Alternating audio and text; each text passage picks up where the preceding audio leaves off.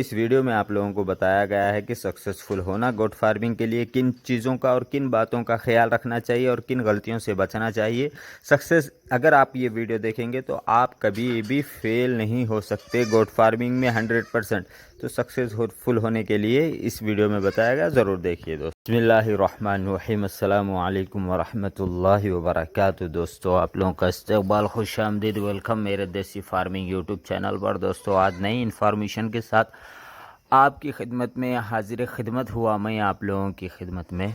तो दोस्तों आज की टॉपिक हमने रखा है कि सक्सेसफुल गोट फार्मिंग करने के लिए किन बातों का ख्याल करना चाहिए, किन बातों की ज़रूरत है और किन चीज़ों की मालूमात होना ज़रूरी है।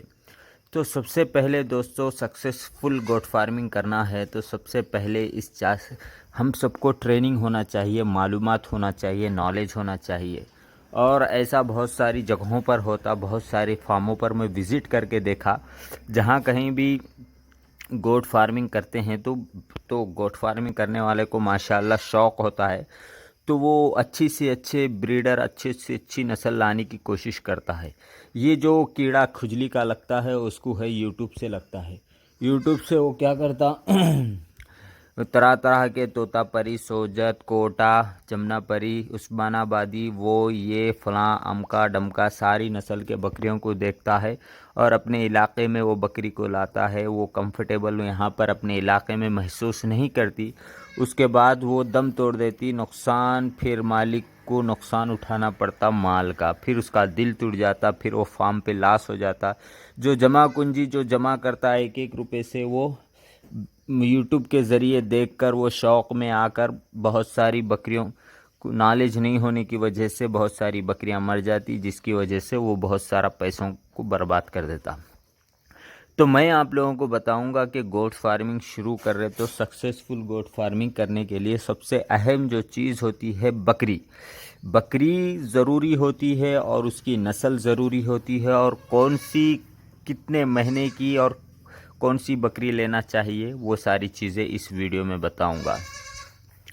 तो दोस्तों सबसे पहले जो होती है अपना मार्केट एरिया, जहाँ पर हम लोग रहते हैं। जैसा हम तेलंगाना स्टेट में है, आप कौन से स्टेट में रहते, वो स्टेट में आपके पास आसानी के साथ, सहूलत के साथ कौन सी बकरी सेल हो जाती, ठीक है, कौन सी बकरी सबसे फास्ट सेल हो जाती। अगर हमारे पास बकरी है, हम तोतापरी, जमनापरी लाएंगे तो आपके जैसा तो सब यूट्यूब देखने वाले नहीं है, सबको आपके जैसा तो शौक़ नहीं रहता, तो इस वजह से वो बकरी बिकना काफ़ी हद तक मुश्किल हो जाता। फिर आपको है ना बिकना तो काफ़ी हद तक मुश्किल हो जाता। फिर उसके बाद पहली बात तो जो होती है वो नस्ल का अपने एरिए में एडजस्ट करना बड़ी मुश्किल की बात है। तो इसलिए है ना, जो मार्केट एरिए में अपनी जो नस्ल की बकरी चल रही है फास्ट, जो अच्छी बासहूलत के साथ आसानी के साथ सेल हो जाती, वो बकरी आप लोग ले और उससे फार्मिंग चालू करें।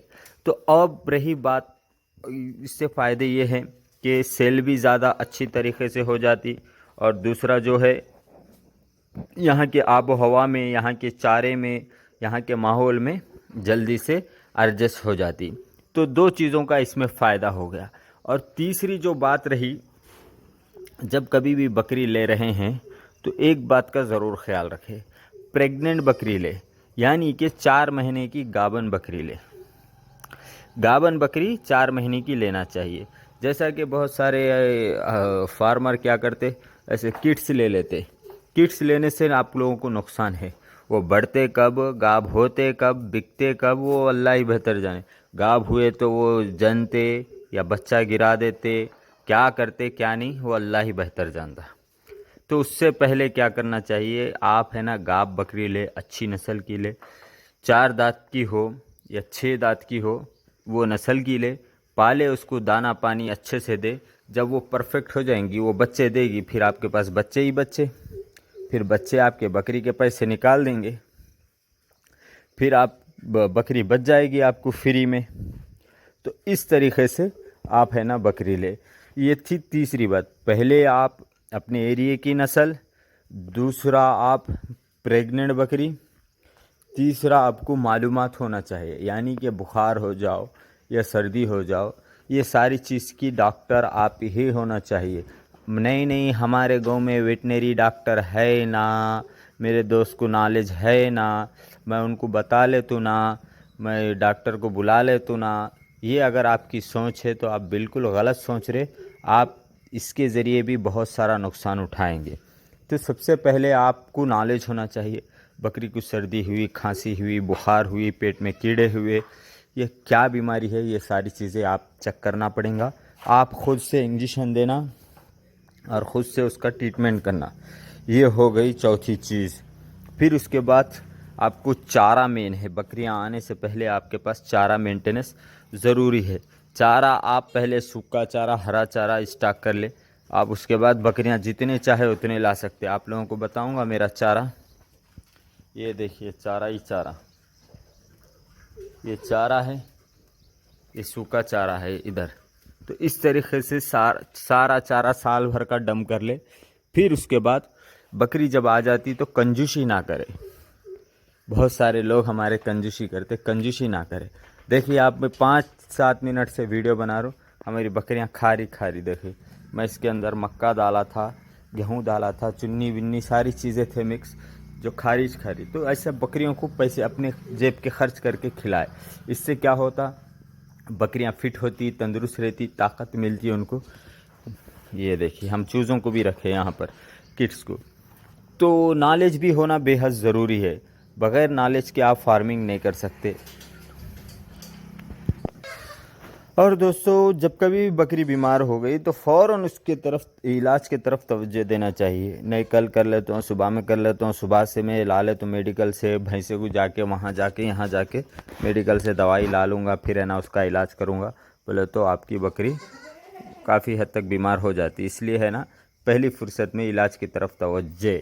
फिर उसके बाद जो आता है दोस्तों, आप लोग है ना बकरियों के ताल्लुक़ से केयरफुल रहना चाहिए। और आपको सबसे अहम जो चीज़ आती, आप गोट फार्मिंगों पे विज़िट करिए पहले, यानी फेलियर जो है, सक्सेसफुल जो है, उनके पास जाइए, सक्सेसफुल वालों से पूछिए उनके रीज़न क्या है, फिर फेल हुए वालों से पूछिए आपका फेल होने का रीज़न क्या है।